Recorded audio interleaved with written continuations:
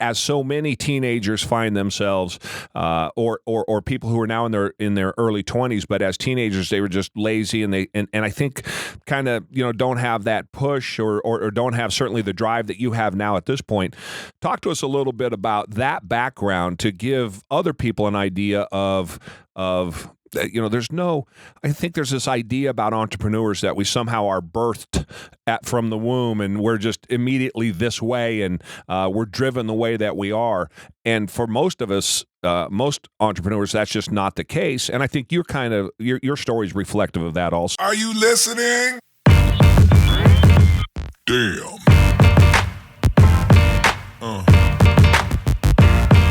Yeah. Let's do this. Let's do it. We are excited today here at the Jerry Brazie podcast because we have a special guest, Robert Courtney. Robert Courtney is the founder of social media, and he is he is a company founder and a social media and brand strategist. The founder of Robert Courtney and Associates, a marketing and branding agency. Also the founder of Uneek Collection, a lifestyle apparel brand and events company. You can go check that out at whereuneek.com. WearUneek.com. Whereuneek.com. Robert Courtney is an innovator and disruptive business strategist and a builder of community through digital marketing, branding, and service. He has a desire to invest into the development of people and their personal brand, and has been a vision of his for over a decade. In 2008, he founded Uneek, a barbershop turned global fashion line and events company that has seen the likes of over 500 events and sales in Australia, and various parts of the United States. In 2003, Robert began consulting with people to help establish and define their brands. A year later, following the death of his father, Robert decided to give more time to this aspect of his business. Months leading up to his passing, many conversations that had centered on the importance of philanthropy, and that has become the resounding theme of Robert's life. Helping people achieve a better presentation of themselves personally and professionally has become one of his main goals. A practical understanding of how to accomplish these goals over social media has created tremendous success in this regard. Robert Courtney and Associates is based around helping companies and individuals market and brand their ideas. The company teaches aspiring business owners how to articulate their brands and successfully communicate their ideas on social media and many other cost-efficient platforms. You can find out everything about Robert Courtney at www.robertcourtneycollins.com. And with that said, it is my pleasure. We're very excited to have him on. Robert, how are you doing, my friend? I'm doing good. I'm just sitting here trying to make it through that bio. It's so hard listening to someone read. Yeah, read about what you did. Yeah, what you've done. Yeah. Well, that's the good part. That's the best part about being an entrepreneur, is staying humble. Yeah, I don't know about you, but it makes me real uncomfortable too whenever anybody's introducing me. But, yeah, it's a part of it, right? That's exactly right. So this podcast is all about entrepreneurs getting started. How does that work? What do we do? And so with that being said, take a few minutes and kind of introduce us to you and give us some background on you. I've got some questions, particularly about going from cutting hair to having the Uneek brand, and what and kind of how you got into that. We talked about this a little bit earlier. So give us that background and kind of tell us about yourself and where you come from. Yeah, for sure. So I'm from the Metro Detroit area. As mentioned, I started my path into entrepreneurship in about 2004, 2005. Was laid off from what I thought would be a job that I would retire from, and basically kind of went through this mental, I guess, period where I decided that I wouldn't allow a company or someone have so much control to where they can kind of rip my life away from me. And it put me in a position where I had to figure out how I would provide for myself at the time. And so looking at my options, it just felt like entrepreneurship, which, we didn't really use that term entrepreneurship in 2003, 2004. but something where I would be in control, something where I would be in control of the amount of money that I made in my future, is what I decided to do. So the thing that I kind of fell back on at the time when I lost a job was cutting hair. It was a skill that I knew I could do well enough to where I could get people to actually pay me for it. And so made a few calls, ended up finding a friend who knew a friend who allowed me to work in their barbershop, and started going to school to cut hair. And within 2 years, I was part owner of the barbershop. And then a year following that, I bought the current owner out. And the idea was that I would use that barbershop and then possibly franchise that shop around the area that I was in. Had no background in business at all, no marketing degrees, no business degrees. I went to school in 1999 to actually be a graphic designer on a basketball scholarship. So business was not in my blood. I did always, as a kid, just kind of, think about what I would do with businesses differently. Like if it was my business, like how would I change the logo, or what would my tagline be, or how would my jingle go? And I did that a lot. And I would joke around about, opening up franchise or businesses for my family. However, never thought about running or owning a business per se. And so that venture off into buying a barbershop was strictly on impulse. It was strictly based out of adversity and something that I felt was necessary for me to create any type of happiness or any type of feeling of success at the time. And so started the journey there, and then realized real fast that owning a barbershop required an awful lot of time. And so as I thought through what would be the best for me based on my personality and my skill sets and the things that I did well, I decided that, I wouldn't open up any more barbershops, and that I wanted to do something that would allow me to work remotely, be able to move around, be able to travel. And so the name Uneek always kind of stood out to me as a cool name for a fashion brand.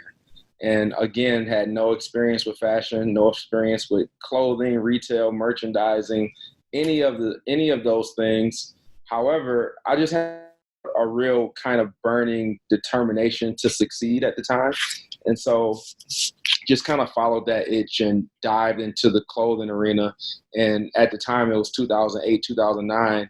Anything that you really tried at that particular time with the economy the way it was, was taking a chance. Like everything was a big risk at that point, so dived into that. And here we are, 10 years later almost. And those 3-4 years probably, I would say, is the cornerstone of everything that I am today, because I birthed my entrepreneurial desire. I, experienced not working for somebody. I experienced the flexibility of controlling your day and putting in as much time and energy into something to get the results for you and your team and your family, and not doing it for someone else. And from that point, I kind of think I opened up Pandora's box to some degree, because I've been in this rabbit hole ever since. Just,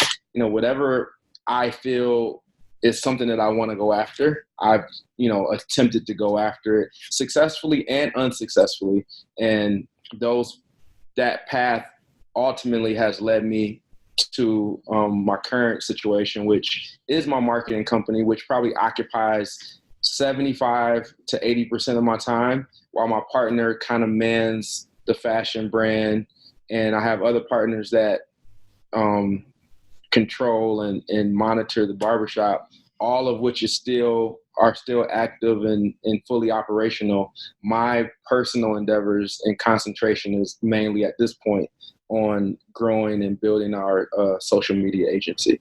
So let me ask you a question. Going back And I love this story. So going back though, even a little bit further, I think you're hitting on part of the issue that I hear all the time about entrepreneurs, which is, well, I have no experience, and then also kind of where people come from. And you told me a story. I think you started cutting hair when you were 9 or 10 years old for money in the basement, but that you weren't a very driven kid. And I don't want to put words in your mouth, as my note was that that as so many teenagers find themselves, or people who are now in their early 20s, but as teenagers they were just lazy, and I think kind of don't have that push or don't have certainly the drive that you have now at this point. Talk to us a little bit about that background to give other people an idea of I think there's this idea about entrepreneurs that we somehow are birthed from the womb and we're just immediately this way, and we're driven the way that we are. And for most of us, most entrepreneurs, that's just not the case. And I think your story is reflective of that also. Yeah, absolutely. And I love that you bring that up. I think as a kid, I think our conversation, I was kind of telling you about how, I was based on my upbringing, I was an extremely lazy kid based on the definition of what lazy was, in terms of being asked to clean my room, in terms of being asked to cut the grass or, run an errand or wash dishes. I absolutely hated these things. And so my recollection of my childhood is that, I would be called lazy, from peers and parents and aunts and uncles and things like that. Even in school for subjects and for classes that I didn't care for, I got super average grades, even below average grades. However, the things that I cared about, basketball, art and drawing, these things I was super passionate about. If you call me to play basketball at 5 a.m., 6 a.m. in the morning after no sleep, I would pop up with no problem, and go to the basketball court. So, those are things that I feel you need people in your life that understand that wiring and how to put you in the right position so that you could kind of leverage those things. And what I was speaking to you about also was the fact that at 9, 10 years old, I was making anywhere from $100 to $150 a week cutting hair. And like I think about it now, I have a 9-year-old son, right? And I think about him cutting hair at 9 would just be like, it would be mind blowing, and also it would be like I couldn't imagine him walking around with that type of money in his pocket. Did you have some concept of what $100 was when you were 9 years old? None at all. Yeah, right. I would go to school, and I don't even know if my parents know this, so they might hear this and actually get a kick out of it. But I would literally go to school. I would have $70, $80. And I remember, there would be girls that I liked. And I remember buying honey buns and Hershey's and juice boxes for like 3-4 different girls. And it just was like I think about it in hindsight, like what was I doing with that much money in my pocket? I have money in my piggy bank under my mattress, and it wasn't a big deal. And I would go spend it and then not even think twice about it. But just thinking back on it, it was like I had so many entrepreneurial tendencies. It's just you need people to allow you to understand how you can use those tools and how to put you in the best, possible positions to use those tools to be successful. Right. And I would add to that, we all seem to have regardless of where we come from, we all seem to have a moment that we can remember that was kind of our push into entrepreneurs. There's this belief, again, like I said, that I think there's some guys on social media that talk about that either you're born an entrepreneur or you're not, and I don't agree with that. I think that you can be made, and I think that most entrepreneurs, at least in my experience, and I know many, many, many of them, have a moment that they can remember that that was the impetus for them to get started, regardless of how much they knew about business. And so, in your case, you had a job. I think you were in your early 20s, if I remember right, and you were going to retire from that job. Yep. At least and what happened? Thought process. And I went into this job after working several quote unquote regular jobs or 9-to-5 type of jobs, from FedEx to General Motors to Home Depot. I worked at Verizon Wireless. I worked a ton of these jobs, constantly running into the same type of timeline where it was like 6 months to a year, and then I get fidgety, I get bored, oversleep, hang out too late, whatever the case may be, knowing that these things can result in not having the job no more. But the job in my mind was like, it's nothing to go out and get a good job. Like, I did it so much to where it's like, whatever, if I lose this job, I'll go get another one. And then I got this job that I would eventually get let go from, where the money was so good, the benefits were so good, 401k, vacation time, my own vehicle, all of the perks that, most people would feel is the dream job that you would never want to leave. And so, everything was fine. Everything, never missed a day, never was written up or disciplined. I even went above and beyond to try to be more on my P's and Q's because of the fact that this was such an incredible situation.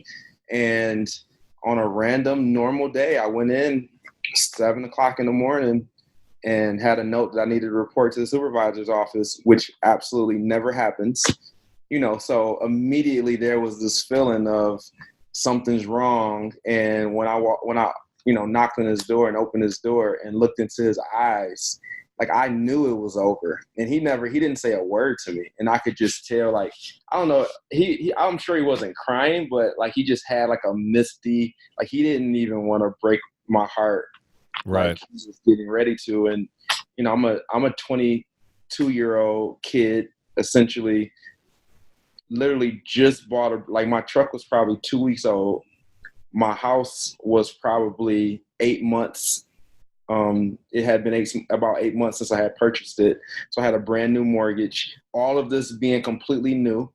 I went through about a year-long process to get approved for this mortgage because I had just bought the car, which, my debt to income ratio blew out the water, which I had no knowledge of. Right. Otherwise I would have never bought the car in the first place. And so it just was, it was like we finally figured things out and things are finally feeling really good. Life is feeling like it's on track.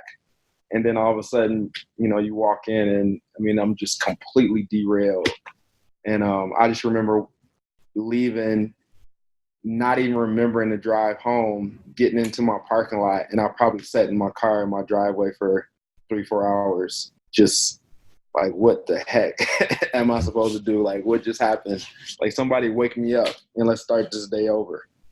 But that's, to me, like, that was a defining moment. Like, that, at that moment, it was fight or flight, and how do you bounce back? Going home is not an option. I come from a very competitive background, like, in my family, like, we're very quiet and reserved on the outside, but on the inside, we are killers. Like, we don't lose, Right. Especially when it comes to anything competitive. And at that moment, life became competitive. Like, succeeding became competitive. And, it was the switch that I personally needed that lit the fire, and although at that moment, the reasons was about showing this company that you just made a huge mistake. Like, I was the wrong person to let go. That was the motivation at that moment. But it fueled me, I think, to realize my true potentials, and to realize that there was so much more for me and I had no idea, and I would have never known if that day didn't happen. And I've had many people over my lifetime in business, as I've had 10,000 employees over my last 20 years. And I've had them in that number. I've probably had 4 or 5 that were in management positions or high level positions in the company, and they just weren't a good fix. Or I'm sorry, they just weren't a good fit. And these are people in their probably late 20s, early 30s on average, and it just didn't work out. And I ended up having to let them go. And like I said, over all of those people, though, there's been 4 or 5 over 20 years that have come back to me years later and told me essentially what you said, which is them getting fired was the best thing that ever happened to them. And it allowed them, once they got over, and the thing that was different about almost every one of them was the time period that they took blaming me for firing them and for the way that they were living and the impact that had on them in the short term. And some of them were very quick to get over it and to understand that there's other places for them to go and lessons to be learned that will help them get there. And then some of them, one of the guys told me it was probably 2.5 years, and he just had a nightmare existence going from job to job to job, blaming me the whole time because I had fired him. And then once he woke up to the realization that really he got fired for a reason and he had to learn that through doing all of these different jobs, he said that's where really it was just like rocket fuel, and he turned that around. How long was that for you in that experience, or did you feel the same way when they let you go? I definitely blame the company, like without question, just because based on what I knew, based on the reasons that were in my mind as to why a person would get let go from a job, I didn't fit any of those reasons, and so, anytime things don't make sense to you in that moment, the knee-jerk reaction, like something has to get blamed, like somebody has to take the blame, so for me, it was the company.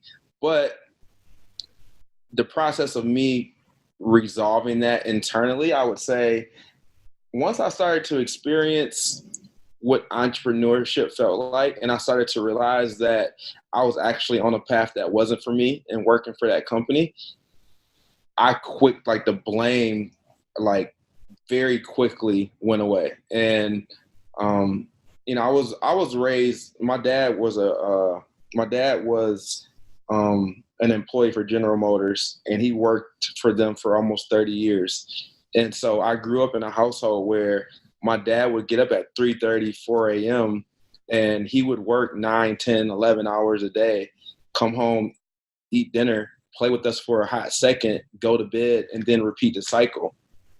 And I remember watching that as a young kid and always just thinking like, man, my dad works extremely hard, was one thought.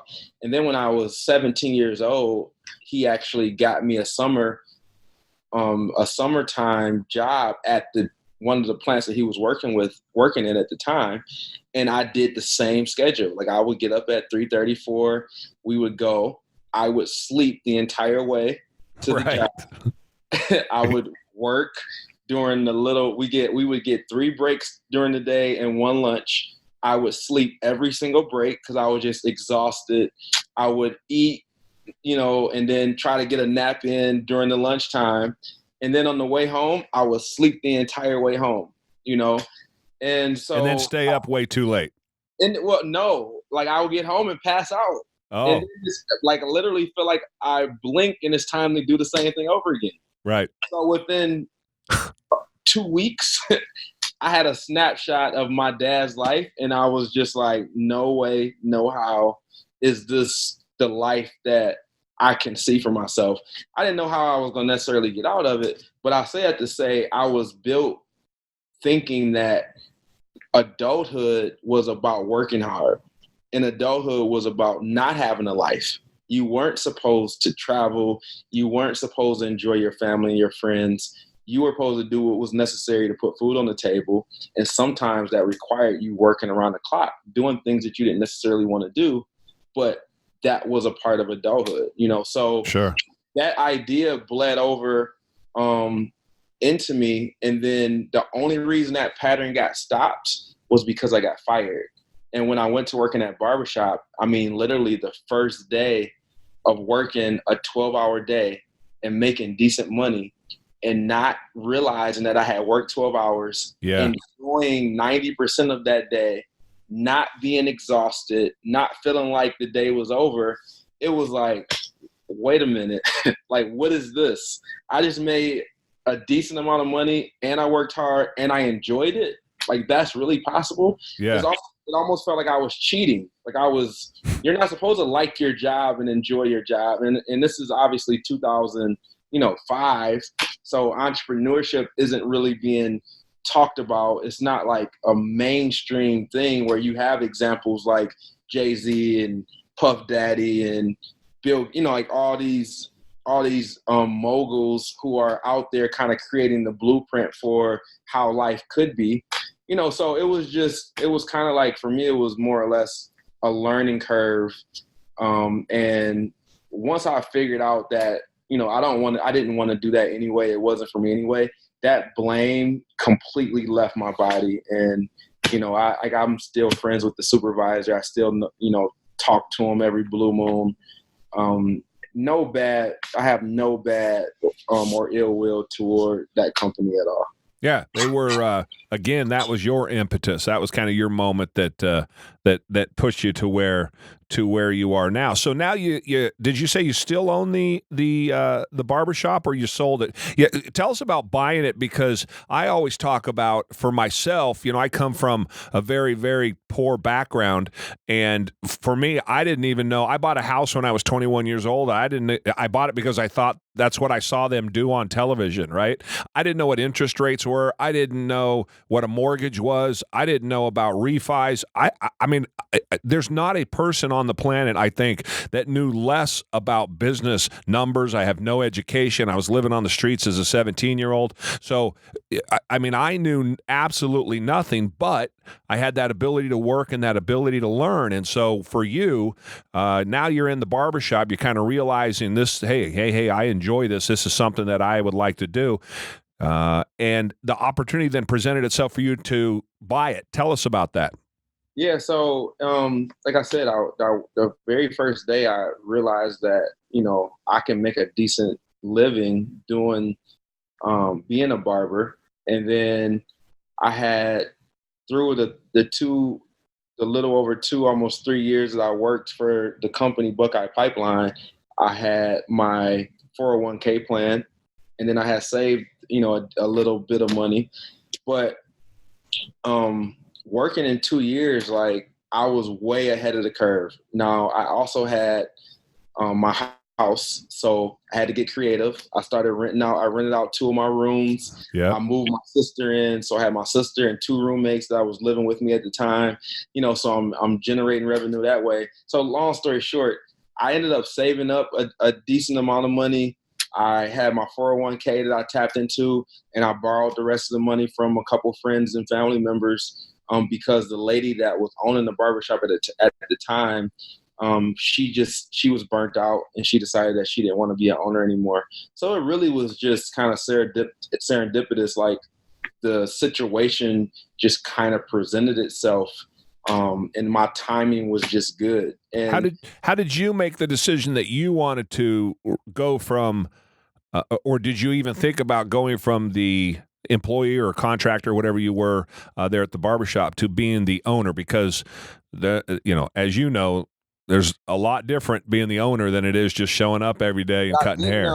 I didn't know at the time. Like, honestly, in my brain, it was like, this is my opportunity to own something and completely control. Like, there was a lot of things that happened in the barbershop that I didn't agree with, but right. I wasn't an owner, so I didn't have control over those things. So in my mind, I just seen it as an opportunity to do things differently in ways that I felt like the barbershop would be successful, very similar to what I would think about as a kid. Like, I would see a business and it would just, kind of pop into my brain. Like, if you had your sign this way, or if you use these type of letters or this type of font, or, if I remember specifically wanting to run a MySpace campaign for the barbershop. This is 2007. Right. I was doing a MySpace campaign, and the barbershop owner was 100% completely against it. And I just couldn't wrap my brain around why she would be so against doing a MySpace campaign. So I did it myself. And I generated so much business for myself.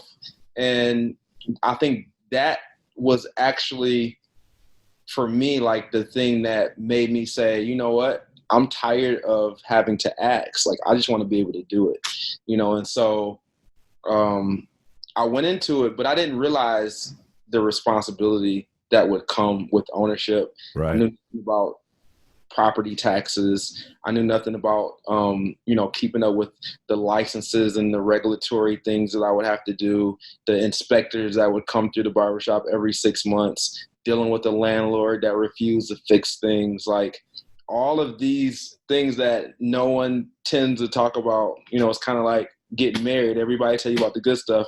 Nobody tell you about the bad stuff. That's right. So, it was a huge learning curve, but the more I learned, it never discouraged me from wanting more. It was just another hurdle to overcome. And once you overcome it, once you see something once, like you've seen it a million times, You know what? For me, it was almost like a drug. When I started to gather information, and I did it mostly through experience, and then I read everything I could get my hands on. So, Fortune magazine, which, as far as I was concerned, was the monopoly man, right? I mean, I had no context for Fortune or Forbes in particular, those two. And so since I was 22, 23 years old, I would read those things religiously, and started my business when I was 28. But that information that you would start to gather was like a drug for me. I could not get enough of it. So even though it was, like you said, dealing with the inspectors and unemployment and all of the other things that you have as a business person, I was never really intimidated by it, because I looked at it and I didn't think this at the time, but looking back on it, it was really a challenge. I was like, hey, there's something else I can learn. And I figured out that I can play this game of business. I just need to learn how, right? Like you, I played basketball 6 days a week. I refereed tons and tons of basketball. I was really comfortable on the court. And so when business started, I was really uncomfortable on the court until I figured out, hey, I can play on this court. I got to keep playing. And the more I play, the better I'm going to get. And the better I get, the more I can compete. What's that? The game slowed down. The game slows down. That's exactly right. And so I think that's important. And I stopped you at that point because we encourage here on this podcast people every day to just go out and try. And no matter how insurmountable it may seem, it really isn't. In fact, for many of us, it's the opposite of that, because once you're in it, yes, it's challenging, and yes, it's stressful. And, the lady who owned the place before you got there sold it because she was just burnt out, and you can kind of understand that. But for me, it was that day in and day out, I was learning something new every day, and it was just, I couldn't wait to go in the next day. It sounds like, I don't want to put words in your mouth, did you experience that the same way? Rather than, being woe is me and this sucks and this wasn't what I got signed up for, I never have thought that, no matter how ugly things got or how frustrated I may be by the things I don't know. Right. Yeah, no, I agree with you. For me, it was like, I think that's a little bit of what people mean when they say that, a lot of people aren't born entrepreneurs. I think right. The ones that are kind of like meant for entrepreneurship have what me and you have, and that's this kind of like urge for more, this yearning for more, where it doesn't become overwhelming. Like, we don't get overwhelmed because there's challenges and because there's adversity. We accept the adversity, and then we are problem solvers. Right. Like we figure out how to solve the problem, and then we keep the ship moving.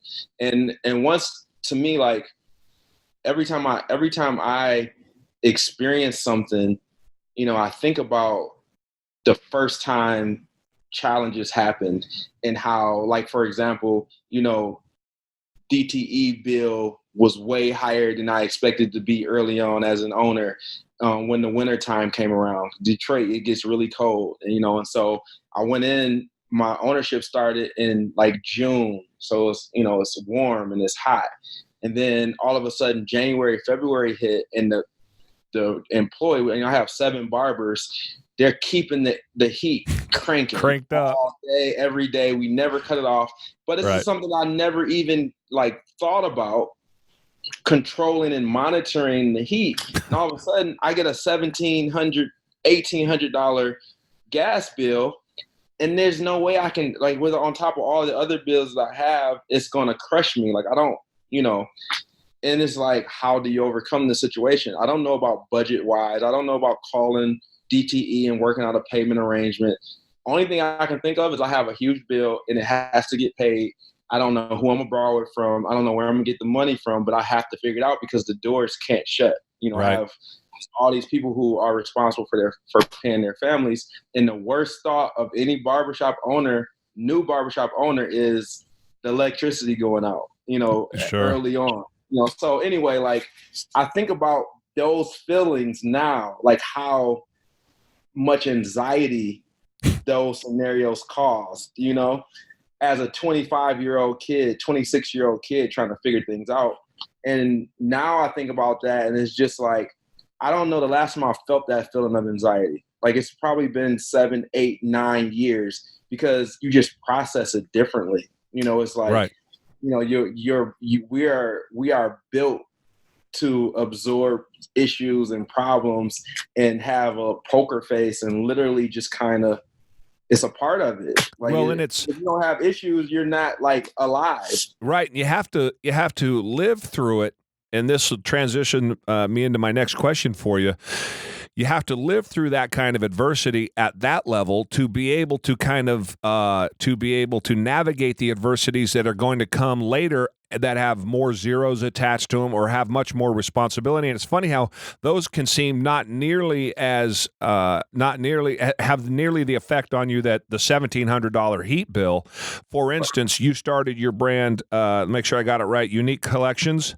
Mm-hmm. And if I remember the story right, you started it and you had was it a customer or a supplier that went with your competition right out of left field. You weren't even sure what these contracts were about or how that works. So you transitioned from the barbershop and you started this clothing line and immediately took a big punch in the face. Yeah, and you're absolutely right. We were unknowingly laying foundational pieces and the building blocks for the things that we would have to deal with. But yeah, the first second, our first big deal was with a company called Dr. J's, which went phenomenal. We went on to do a little over a year of business with them, and it was a phenomenal relationship until the lady who orchestrated the deal went on to do her own thing, which is the only reason that the relationship kind of fell apart. But our second major deal was with a licensing company called ASCAP out of New Jersey. And, they signed us to a licensing deal, which is very hard to get, especially when you're a new company. And it's very common for a brand to get a licensing deal and to get shelves. The experienced brands know that anytime you broker a licensing deal, you either need a big lump sum up front that would hinder the manufacturer from ever shelving your product because they have money kind of skin in the game, or they're going to give you a huge royalty, or they're only going to take certain categories, which would give you the flexibility to sell other categories. So category being t-shirts would be a category, hats would be a category, shoes would be a category. And you're licensing your designs for the clothes, or you're licensing logos? What are you licensing? What's the deal you had with them? Yeah, so we did 3 categories. We did our t-shirts, we did our hoodies, and we did hats, which were our 3 main money makers. Okay. And so they basically were in charge of manufacturing and helping us create all of our designs. They would negotiate our deals with retail outlets and, other potential opportunities. And then we would handle the marketing and promotional side. Okay. So that's typically how most licensing deals work. Then they present other opportunities, like, if they have a backpack that they're creating, they could throw your logo on a backpack because you've given them permission, but then you would collect royalties from that deal. And so it was going great for about 6 months, tons of opportunities coming through the door. And then in about the 9th, 10th month, all of a sudden we started noticing a dip in sales.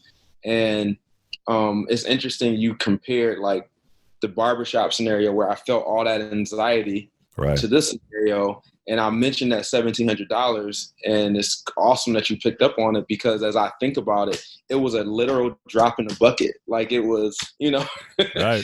like all this anxiety and literally feeling like life is over nothing, in the big scheme of things, in comparison to what we are about to lose in this licensing deal and all this apparel that we would have been selling. At the time, we were in over 40 retail outlets. Wow. Prior to this deal, they were making the clothes for all of these outlets. And then slowly the output started to decline, and these stores started, because, we converted all of that activity to them. Right. And then as they weren't getting their shipments and they weren't getting, the new designs and things like that, then it was them directly contacting us, trying to figure out, like, hey, what's going on? We haven't seen anything new. And it turned into a literal nightmare. You used the word where they shelved you. Actually, let me come back to that point where you're getting shelved and have you explain that. But one of the points that I just thought of was, I say on my podcast all the time and in my Instagram that if you could look through my eyes for 5 minutes, you would be blown away by what is possible, because you'd be able to tap into all of those experiences that I've had. I say to Billy and I say to everybody, I see more potential in others than they see in themselves, because I know what we're capable of. And I think that rings true with your story of $1,700. You have to learn that lesson. But now that you learn that lesson, the next person comes along and says, Robert, I got $1,700 heat bill and I don't know what I'm going to do. And you're going to snicker at him and you're going to be able to counsel him and you're going to say, dude, it's not that bad. And here's the reality of it, because you've got that experience then to go back on. And that's what I talk about when I say, if somebody could look through your eyes for 5 minutes, they'd have experiences that would only benefit them, even though the experience may have been a negative one for you. Right. Absolutely. I think you're dead on. I mean, anytime that you've been able to, live certain things, like, it always, you don't know what you don't know, Right. So anytime you've been able to experience things and see it firsthand and actually, like, deal with the roller coaster, the ups and downs, the emotional process that you have to go through dealing with it, then your outlook immediately changes. And so, yeah, I agree with that statement 100%. And not being scared of what you don't know. Yeah. Right. That's embrace what you don't know, because pretty soon what you don't know, now you do know, and you're a hell of a lot more comfortable with it. Yeah, and I think also, like, experienced entrepreneurs, like, we develop our systems for dealing with adversity and processing challenges. So immediately when a problem presents itself, then you just go through your system that you've internally kind of put in place to resolve or rectify that situation, where if it's a person that's new or hasn't experienced anything, he doesn't have that system in place. Right. So, I agree. The immediate reaction for that is always anxiety and, being overwhelmed and not knowing how to handle it. Yeah, that's exactly right. Before you tell us about shelving, again, we're talking to Robert Courtney. You can get him at bookrobertcourtney@gmail.com. Look up his website, robertcourtneyandassociates.com.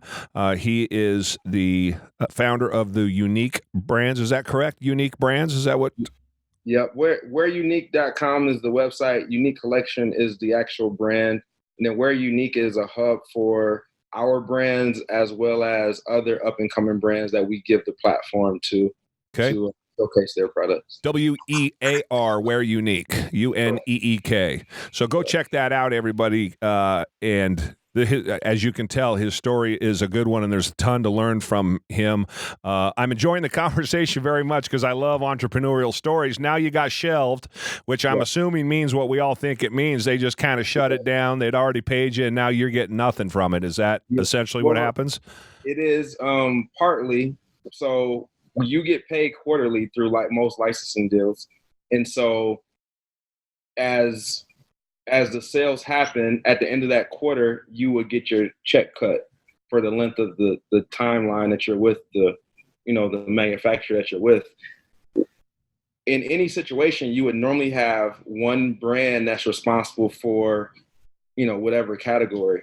In this situation, they had multiple brands that they were carrying for the same categories. Which would be your competitor and you. Exactly. So it would be like if you own a clothing store and you need T-shirts and you're coming to me as a manufacturer or a supplier and saying, hey, what do you have? You could either say, I have line A or I have line B. You should only have A, but because you have two lines, you're going to do what's going to be more profitable for you and what's more popular for you. And so being that we were an up and coming brand and they had an opportunity to grab a brand that had a lot more skin in the game, I guess you could say, they chose to promote that brand in the majority of those cases, unless someone specifically asked for our brand. So and effectively, what's that do to you effectively, to your brand? What happened then? It shut us down. Just like that. Just like that. So in that scenario, we're not allowed for 14 more months. We were not allowed to make our own clothes because that's a breach in contract.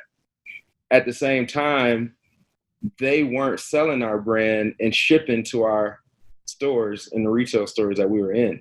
So that's kind of what birthed the events company. That's also what birthed the branding and marketing company, because we had to get creative in generating revenue without having an actual product to sell. Wow.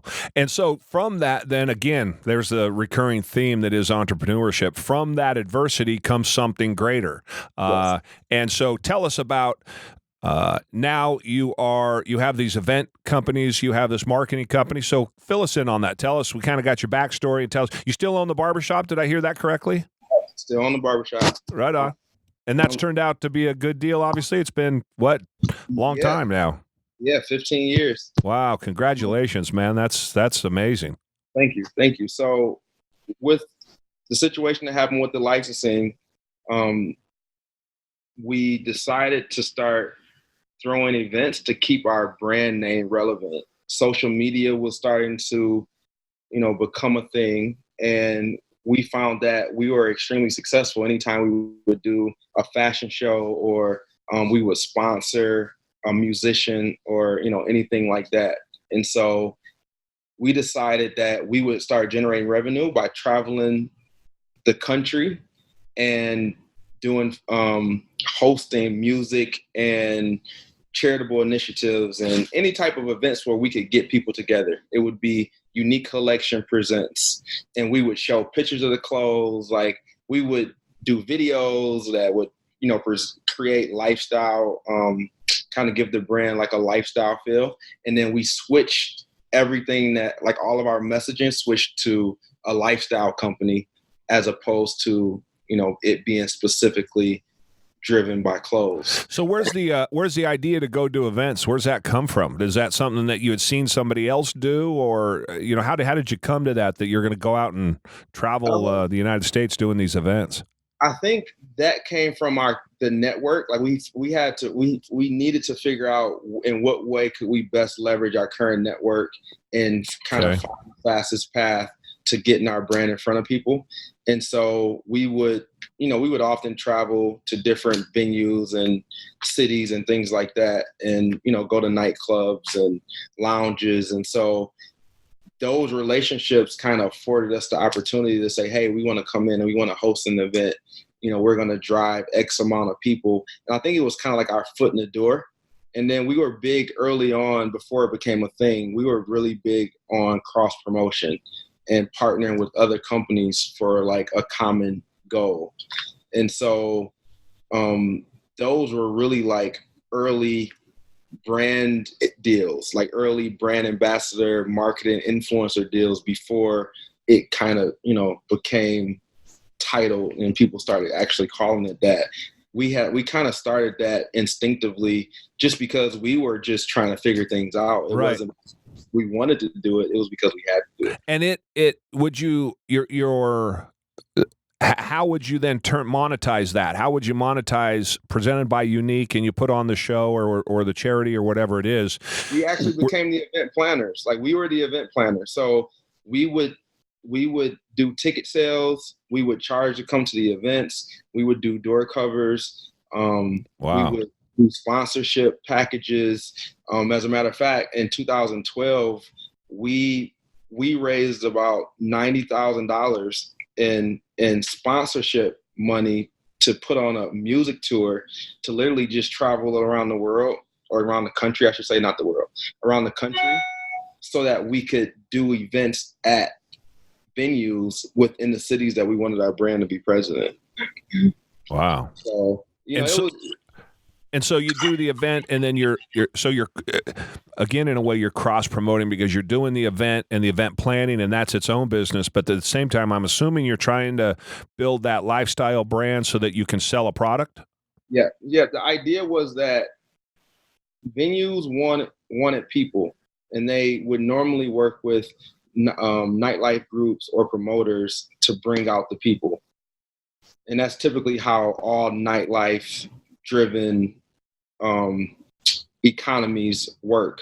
So our end would be, listen, we have a network of X amount of people. We had a formula, like a very fail-proof formula through our social media channels, where we knew that if we invited 10,000 or 20,000 people, we could guarantee that 200 to 300 people would come out for any event that we would do. So we would create Facebook pages, Twitter pages for every city that we wanted to go and promote events at. And so we had Uneek LA, Uneek Atlanta, Uneek Miami, Uneek Vegas. We had all these different Facebook networks set up that would be kind of like the foundation of our promotional activity.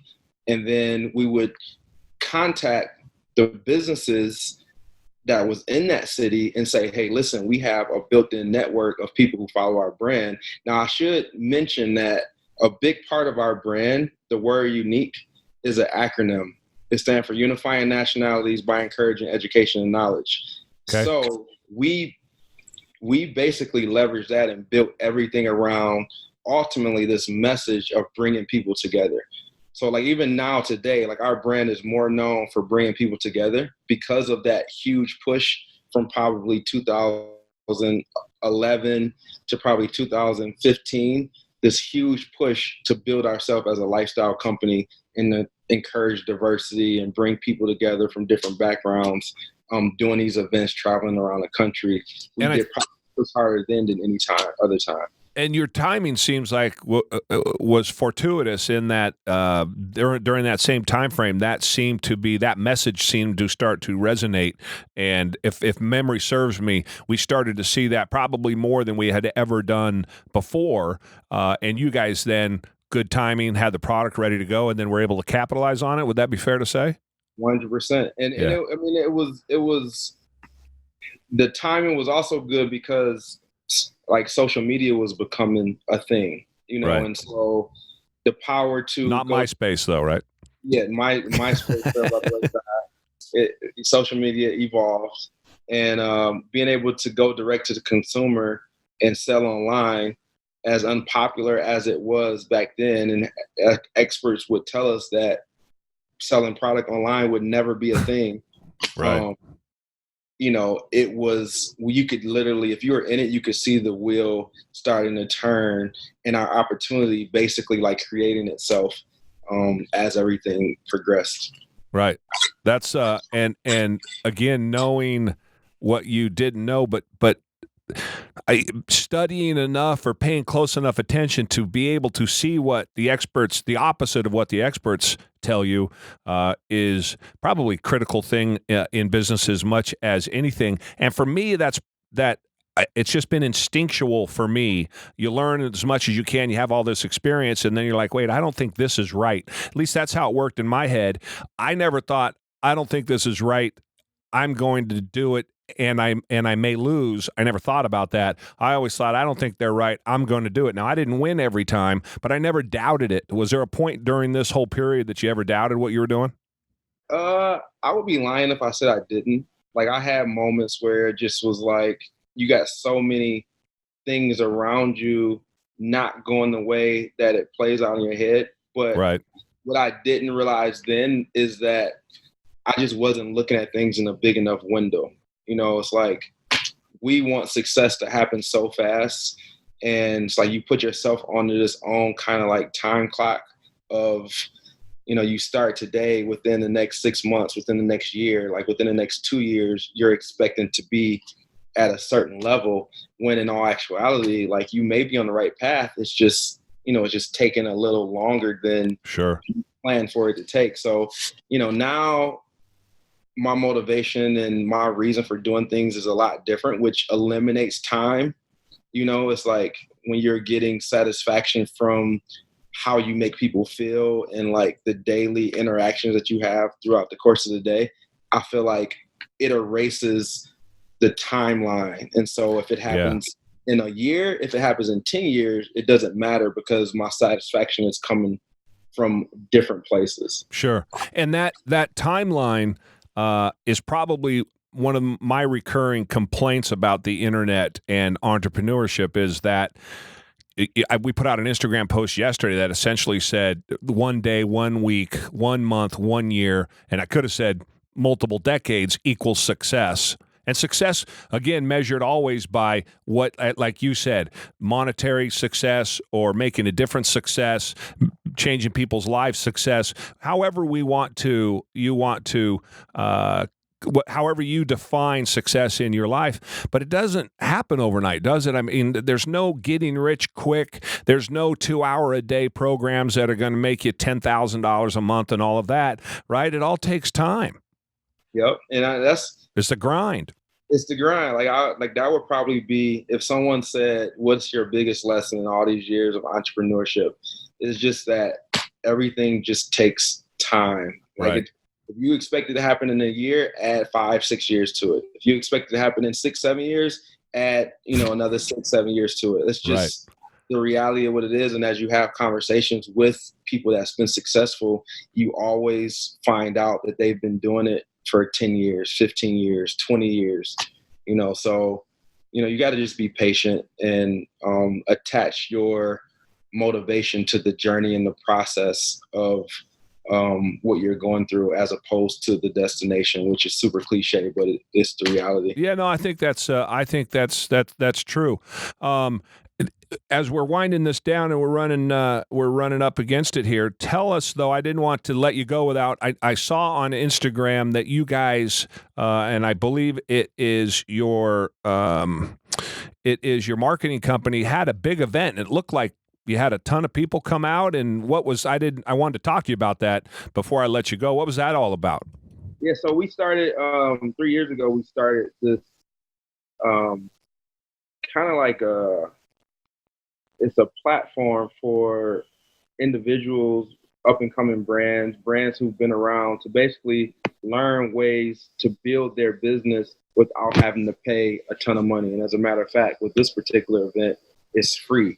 And it's called Branding for Beginners. And the idea behind it is to get individuals who have experience, who've had success, come together on a panel and to do exactly what we're doing, have conversations about their challenges, the things that they've done, and then some of the tactical things that's worked for them that they could share with the audience. And so we partnered with an initiative called Detroit Startup Week here in Michigan, and they provided the venue, and then we did all the marketing to invite people out. And obviously, as you can see with the crowd, there's a big desire for people who are looking to build businesses and get some tips and information on marketing and branding and things like that. So it was an incredible turnout, great event, and it was supported very well. So part of that is you passing along and paying forward your experiences, and then at the same time, should somebody want to access your business and what you provide, they could do that at the same time. Absolutely. Yeah. Right. So, I mean, the idea initially started because when I first started my marketing company, I didn't have a big team. It was me and one other person. And so I just didn't have enough bandwidth to service the amount of inquiries and the people that I was getting, the inquiries that was coming through. So I invited all the people to come to one place so that I could share all the information with them at the same time. And the thought process was whoever was serious would, move forward with me, and whoever wasn't serious would, contact me in the future or whenever they got to the point to when they were ready. Right. So it grew from there. We did the first one, and then the one you seen was number 10. Wow. So we 10 Branding for Beginner events in the last 2.5 years. And it looks like there's hundreds of people at this thing. Yeah, we actually had 460 people. Wow. Congratulations, man. And that's, again, I saw that on Instagram, which is Robert Courtney Collins. Is that correct? That's correct. So take a minute or two or 30 seconds or however long you want here. What message would you like to give to anyone listening, either about your business or about your life, or, go ahead and take 30 seconds, a minute, 2 minutes, and just kind of, what do you want to leave with the audience? What do you want them to know about you? I would say I would leave them with what we tell all of our brands and customers and people that our clients that we work with, which is if they are trying to build a brand, they have to remember this acronym. It's called ATTACK. A for audience, T for trust, A for attention, C for content, and C for consistency.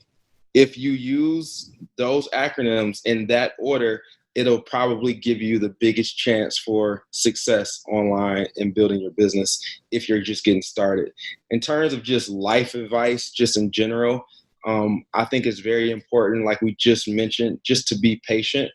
It's also important to just get started. Like, I think getting started is probably more important than anything, and then being patient about the process. And then last but not least, what I've uncovered with all the clients and the people that I've dealt with over the last couple of years is that a lot of everything that we do is really more about getting out of our own head and like our internal self-belief that we're capable of doing it, and just being confident about who you are as a person, so I think none of the X's and O's, none of the strategy, none of the tactics work if there's not a core belief in the value, product, or service that you're trying to put out there. That is well said. I couldn't agree with that more. Well done. Tell us how to get a hold of you and all of your socials.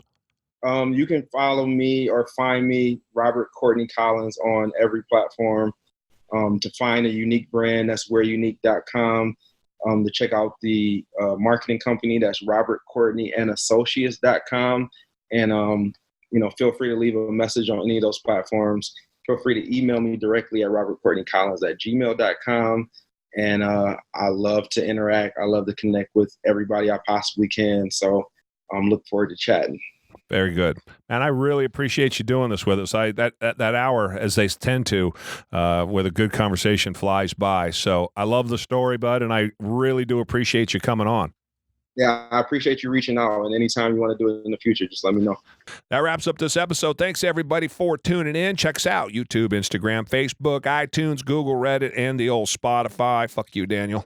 Jerry Brazie on all of them. Send us your questions to questions@jerrybrazie.com. Go check out the new website, It is up and it looks good, Danny. Where the hell did I come up with that? Billy. I was just talking shit at Daniel. Billy did a nice job putting that thing together. Watch for our blogs, which will be coming out. I think we have 2 3-part blogs. All you motherfuckers better go read it because I wrote them, and it took time. But it's going to be, I don't know, what are we going to do it every couple of days, I think is what we're going to do, to try to do something like that. And so check that out. Remember, people, just as you heard Robert talk about and you've heard me talk about for years now, opportunities are everywhere, but you got to go get them. Peace, people. Peace out.